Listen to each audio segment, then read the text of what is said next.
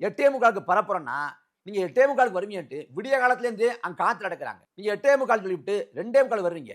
இந்த கால இடைவெளியில சோறு இல்லாம, தண்ணி இல்லாம, இயற்கை உபாதைகளை கழிக்க முடியாம, வெயில்ல நின்னு அவங்களுக்கு நீர்ச்சத்து குறைபாடு ஏற்பட்டு, மயக்கமுற்று அவ்வளவு பிள்ளைகள், பெண்கள் அப்படின்னு எல்லாருமே வீதினாங்க. அத பத்தி எந்த கவலையும் கிடையாது. ரொம்ப சாவகாசமா அலட்சியமா போறீங்க. குறைந்தபட்சம் என்ன பண்ணிருக்கலாம்? சென்னையில இருந்து நீங்க திருச்சிக்கு போறதுக்கு பதிலா நாமக்கல் போய் நாமக்கல் அங்க போயிருக்கலாமா?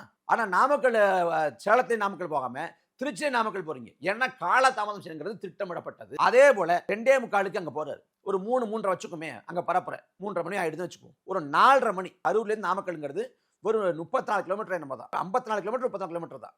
மிஞ்சி போனா ஒரு 40 நிமிஷத்துல போயிடலாம். அப்ப ஒரு 40 நிமிஷம் வச்சுட்டா கூட ஒரு 4:30 மணி ஒரு 5 மணிக்கு போயிருந்தா கூட இத்தனை உயிரிழப்புகள் ஏற்பட்டு நீங்க அங்கேயும் காலதாமதம் செய்றீங்க. வண்டியை ஒரு தேர் போல அசைந்து ஆடி போயிட்டு இருக்குது. ஏன் அப்படின்னா நாமக்கல்ல வந்த கூட்டத்துல ஒரு பகுதியை அப்படியே கூட்டு வர்றீங்க. ஏன் கூட்டு வர்றீங்கன்னா நீங்க மிகுதியான கூட்டத்தை காட்டணும். சேலத்துல இந்த கரூர்ல 30 விழா திமுக நடத்தி முடிச்சிருக்கு.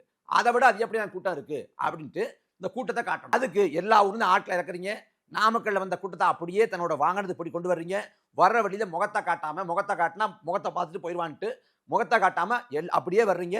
வர்றப்ப அதிகப்படியான கூட்டம் சேருன்னு சொல்லிட்டு கடந்த காவல்துறை 50 மீட்டருக்கு முடி நிறுத்துங்க அப்படின்னு எச்சரிக்கை கொடுத்தும் கூட அதை ஏற்காது அந்த இடத்துல கூட்டம் நடத்தப்படுது. குறைந்தபட்சம் அந்த 50 மீட்டர் முடி இருந்தா கூட இவ்வளவு பெரிய உயிரிழப்பு ஏற்பட்டிருக்கு. இதுல காவல்துறை எங்க கோட்டை விடுது, அரசு எங்க கோட்டை விடுதுன்னா 10,000 பேர் தான் கூடுவாங்க அப்படின்னு அவங்க எழுதி கொடுத்து அனுமதி கட்டப்ப கொடுத்திருக்க கூடாது. 10,000 பேர் தொடர்ந்து போய் அதிகப்படியான ஆட்களை திரட்டுவீங்க அப்படின்னு உளவுத்துறை கண்டறிஞ்சு அதை கொடுத்திருக்க கூடாது. 12 மணிக்கு ஆட்கள் திரட்ட தொடங்குறாங்க.